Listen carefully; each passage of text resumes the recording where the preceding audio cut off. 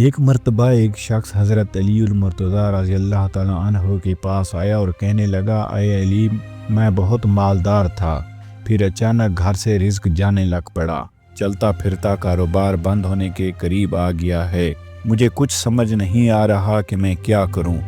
جس کام میں ہاتھ ڈالتا ہوں وہ بند ہو جاتا ہے، اگر سونے کو بھی ہاتھ ڈالتا ہوں تو وہ مٹی بن جاتا ہے۔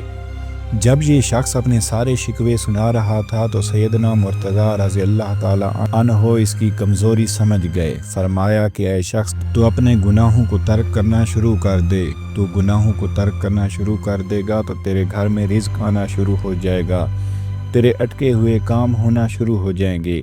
وہ شخص کہنے لگا کہ آپ مجھے اشارہ دے دیجئے، میں کیسے گناہوں کو چھوڑ دوں؟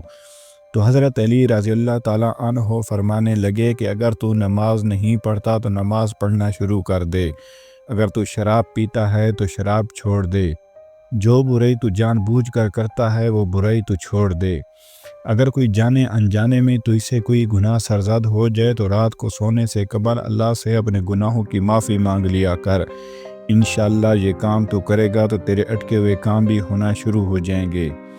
بیان کیا جاتا ہے کہ جب اس شخص نے ان باتوں پر عمل کرنا شروع کیا، اللہ تبارک و تعالیٰ نے اس کے بگڑے کام سنوارنا شروع کر دیے۔ اللہ پاک اس واقعے سے سبق حاصل کر کے عمل کی توفیق عنایت فرمائے۔